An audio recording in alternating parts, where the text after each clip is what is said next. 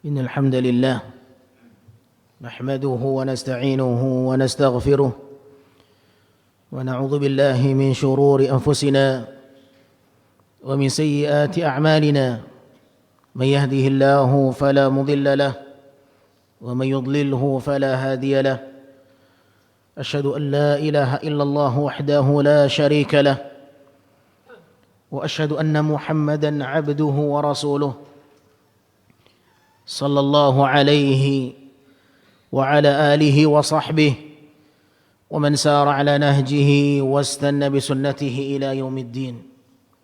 قال الله تعالى في القرآن الكريم: يا أيها الذين آمنوا اتقوا الله حق تقاته ولا تموتن إلا وأنتم مسلمون.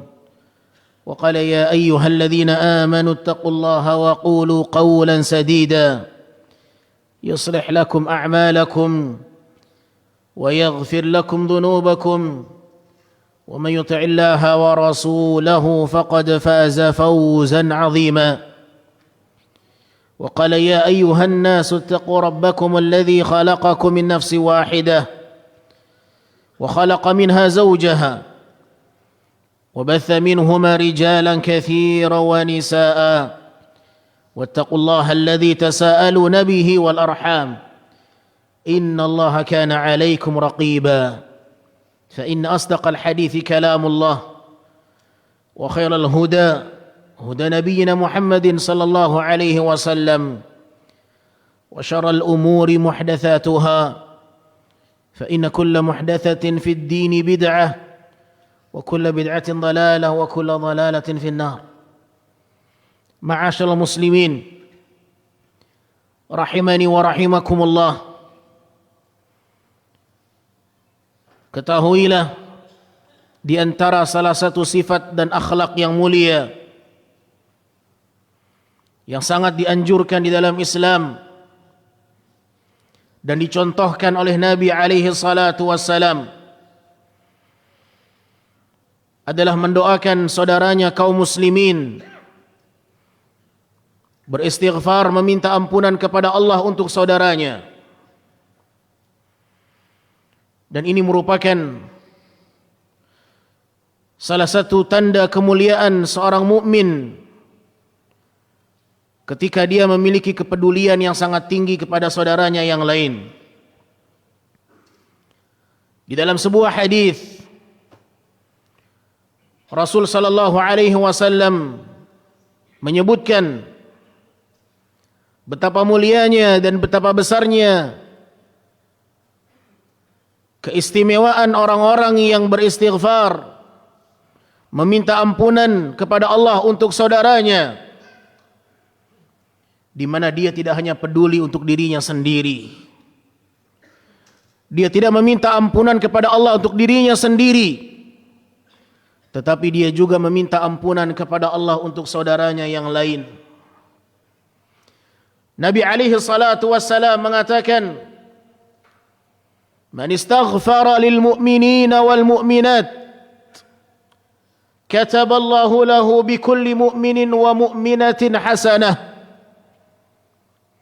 Barang siapa yang beristighfar, memohon ampun kepada Allah untuk seluruh kaum mukminin, laki-laki dan wanita, maka Allah subhanahu wa ta'ala akan menuliskan untuknya kebaikan dari seluruh kaum mukminin dan kaum mukminat yang dimintakan olehnya. Hadis ini dihasankan oleh Syekh Al-Albani rahimahullah. Ma'asyiral muslimin, Rasul sallallahu alaihi wasallam mengajak kita untuk tidak mementingkan diri sendiri, tetapi bagaimana seorang muslim hendaknya peduli kepada saudaranya yang lain. Karena di antara kesempurnaan iman adalah mencintai saudaranya sebagaimana dia mencintai dirinya sendiri. La yu'minu ahadukum hatta yuhibba li akhihi ma yuhibbu li nafsihi. Tidaklah seorang dikatakan beriman dengan keimanan yang sempurna sampai dia mencintai saudaranya sebagaimana dia mencintai dirinya sendiri. Miliki kesempurnaan iman, miliki keimanan yang mulia ini. Bagaimana Anda berusaha mencintai diri Anda sendiri, seperti itulah seharusnya Anda mencintai saudara Anda. Maka cintai saudara Anda sebagaimana Anda mencintai diri Anda sendiri. Dan di antara bentuk kecintaan kita kepada kaum mukminin adalah meminta ampunan kepada Allah untuk mereka. Dan ini menunjukkan bahwa mereka memiliki hati yang bersih. Siapapun yang mendoakan saudaranya, beristighfar kepada Allah untuk saudaranya, menunjukkan bahwa dia memiliki hati yang bersih. Karena tidak mungkin seseorang yang memiliki hati yang bersih kecuali dia selalu berusaha untuk memberikan yang terbaik untuk saudaranya sebagaimana dia menginginkan kebaikan untuk dirinya. Lihatlah bagaimana Rasul sallallahu alaihi wasallam ketika beliau berdakwah ke Taif. Kisah yang sangat menakjubkan dan kisah yang sangat ma'ruf, yang sangat pantas untuk kita ambil pelajaran dari kisah ini. Kita tahu bagaimana Nabi SAW tatkala berdakwah ke negeri Taif, ingin mengajak dan menyelamatkan mereka dari kesyirikan, namun justru Nabi mendapatkan lemparan batu dari penduduk Taif. Bayangkan, Anda dilempari batu oleh satu penduduk kota. Itulah yang dirasakan Nabi sallallahu alaihi wasallam. Padahal Nabi ingin menyelamatkan mereka. Nabi sangat sayang kepada mereka, Nabi mengajak mereka agar mereka selamat dari api neraka. Tetapi itulah rintangan dalam berdakwah. Nabi SAW mendapatkan lemparan batu. Maka Allah subhanahu wa ta'ala memerintahkan malaikat gunung untuk meminta izin kepada Nabi sallallahu alaihi wasallam agar bisa mencampakkan gunung yang besar kepada penduduk Taif. Di saat Nabi berlumuran darah, Nabi didatangi oleh malaikat penjaga gunung, Malakul Jibal. Dia datang dan mengatakan, "Inni Rasulullah, sesungguhnya aku adalah utusan yang diutus oleh Allah kepadamu, wahai Muhammad." Nah, malaikat adalah utusan Allah, sebagaimana Nabi SAW adalah utusan Allah dari kalangan manusia. Malaikat ini diutus oleh Allah untuk meminta izin kepada Nabi. Seandainya Nabi mengizinkan, maka malaikat gunung siap untuk mencampakkan gunung ini kepada penduduk Taif yang telah melempari Nabi batu.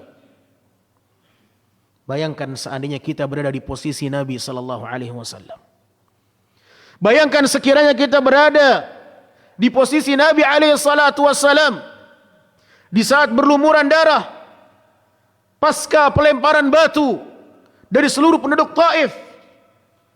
Ternyata datang malaikat yang menawarkan untuk mencampakkan gunung sebagai balasan atas mereka yang telah melempari batu kepada Nabi SAW. Maka batu pun yang akan menjadi balasan saat Nabi mengizinkan. Batu dibalas dengan batu. Subhanallah. Maha adilnya Allah Azza wa Jal. Tetapi lihat bagaimana Nabi alaihi salatu wassalam, apa yang dikatakan oleh Nabi SAW. Nabi mengatakan, jangan kau lempari mereka batu. Fa'innahum qaumun la ya'lamun. Mereka adalah kaum yang belum tahu kebenaran itu. Justru Nabi memintakan ampunan kepada Allah untuk mereka. Allahumma ighfir lahum fa'innahum qaumun la ya'lamun. Ampuni mereka ya Allah, sesungguhnya mereka belum tahu kebenaran itu. Subhanallah. Orang yang menzalimi Nabi, Nabi doakan ampunan untuk mereka. Betapa bersihnya Nabi alaihi salatu wassalam, hati yang sangat luar biasa. Hati yang tidak menyimpan dendam. Hati yang tidak menyimpan permusuhan. Nabi menyadari penolakan mereka karena mereka jahil. Karena mereka tidak tahu. Wajar dimaklumi oleh Nabi SAW. Dan hati ini yang harus kita miliki, ma'asyil muslimin. Miliki hati ini. Hati yang bersih. Hati yang tidak terpengaruh dengan kebencian. Hati yang tidak terpengaruh dan terpancing dengan permusuhan. Inilah sifat dan mental Nabi kita yang mulia alaihi salatu wassalam. Satu hari datang seorang pemuda kepada Nabi alaihi salatu wassalam. Inna fata syabban. Datang seorang pemuda kepada Nabi sallallahu alaihi wasallam dan dia berkata, "Ya Rasulullah, i'dzan li fi zina. I'dzan li bizina. Izinkan aku untuk berzina." Subhanallah. Seorang pemuda datang kepada Nabi sallallahu alaihi wasallam meminta izin untuk bermaksiat, meminta izin untuk berzina. Apa yang terjadi? Bagaimana respon para sahabat mendengarkan satu permohonan yang tak masuk akal di hadapan Nabi mengucapkan itu? Fa'aqbala al-qaum alaihi fazajaru. Faqalu mah.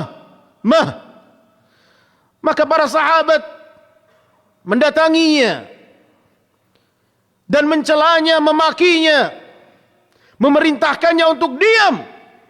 Diam. Apa engkau tak malu mengatakan itu di hadapan Nabi SAW? Seakan-akan itu yang diinginkan oleh para sahabat sebagai bentuk isyarat kepada seseorang yang tak memiliki rasa malu meminta izin kepada Nabi untuk berzina. Subhanallah. Tapi lihat bagaimana akhlak Nabi SAW. Lihat bagaimana akhlak Nabi SAW. Nabi SAW mengatakan, mendekatlah. Allahu Akbar. Mendekatlah wahai pemuda. Maka kemudian Nabi SAW memerintahkannya untuk mendekat. Fajalas. Maka pemuda ini pun duduk di dekat Nabi SAW.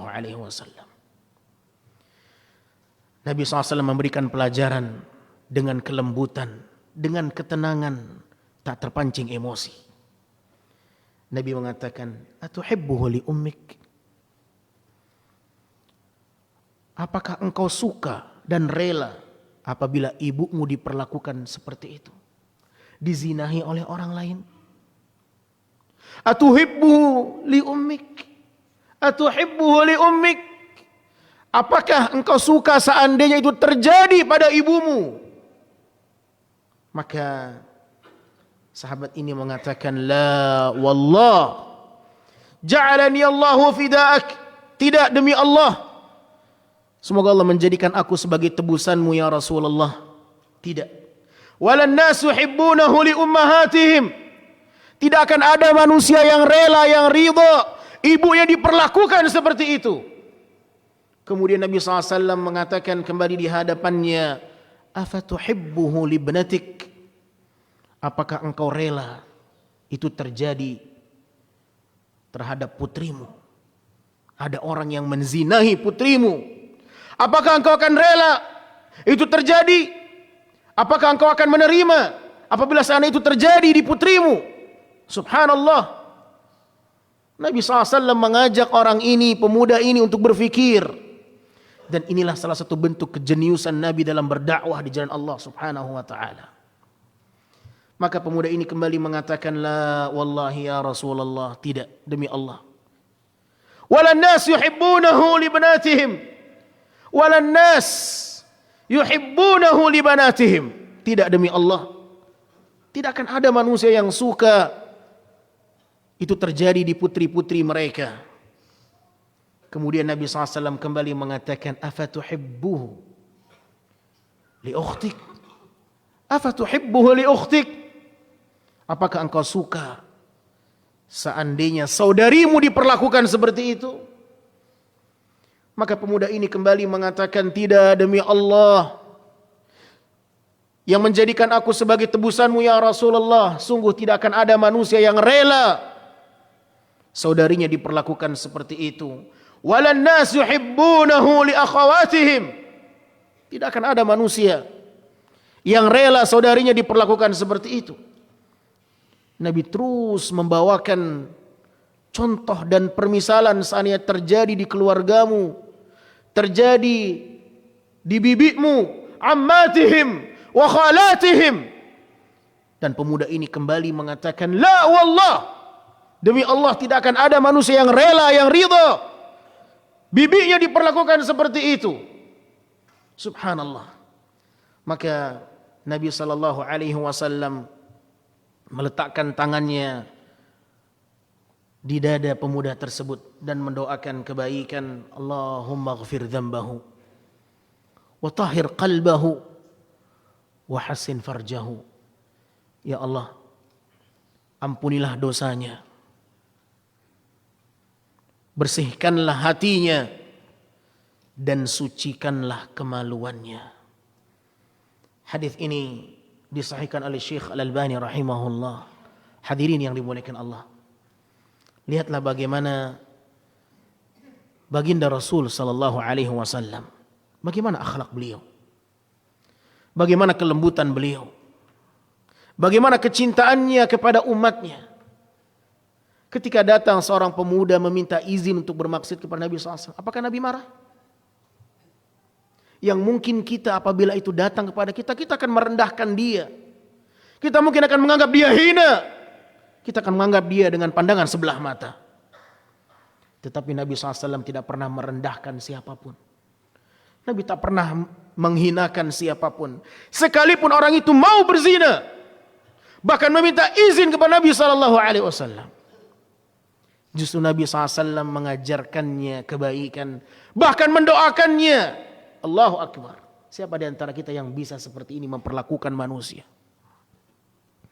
Belajarlah dari Nabi SAW.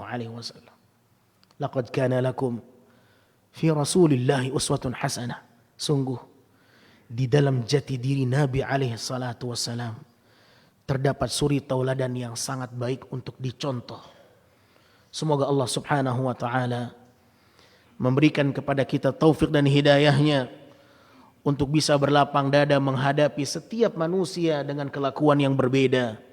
Dan semoga Allah tanamkan dalam diri kita kepedulian yang sangat besar untuk mendoakan kebaikan kepada seluruh kaum muslimin, sebagaimana Nabi SAW mendoakan itu kepada umatnya.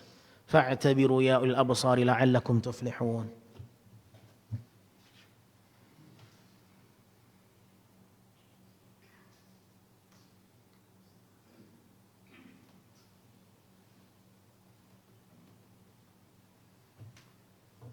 Alhamdulillah al-mun'im ala khalqihi al-mutafaddilu bi ihsanihi wa karamihi wa huwa alladhi khalaqana wa awjadana wa razaqana wa ahyana wa amatana wa ilayhi an-nusyur.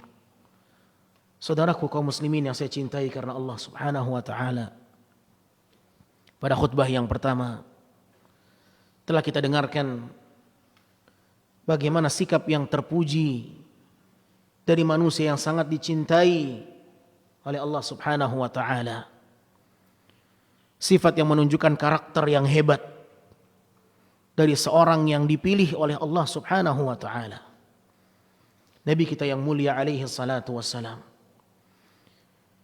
Di dalam hadis yang telah kita dengarkan bersama, bagaimana Nabi sallallahu alaihi wasallam memiliki hati yang sangat bersih dan jernih menghadapi seseorang yang berniat jahat, yang berniat ingin bermaksiat, yang berniat ingin berbuat dosa. Nabi SAW mengajaknya untuk berfikir, dan ini akan masuk dalam hati seseorang. Bagaimana kita bisa membayangkan seandainya terjadi pada ibu kita? Bagaimana seandainya terjadi pada saudari dan putri kita, bibi kita? Akankah kita rela? Tentu tidak. Maka demikianlah Rasul sallallahu alaihi wasallam menjadikan itu sebagai pelajaran untuk sahabatnya dan untuk umatnya yang datang setelahnya. Berfikirlah sebelum Anda ingin melakukan maksiat.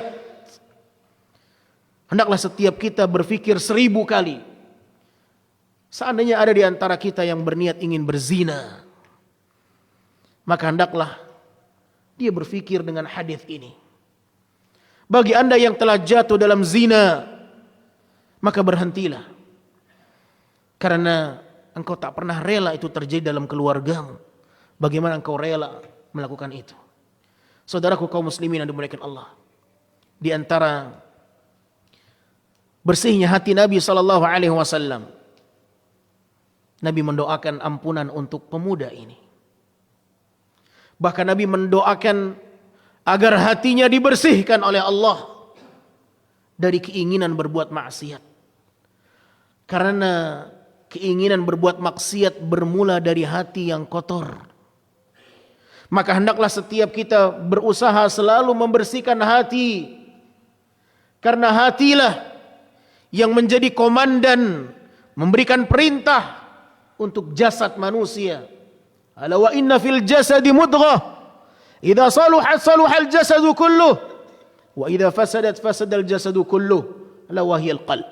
Ketahuilah, sesungguhnya di dalam jasad manusia terdapat segumpal daging,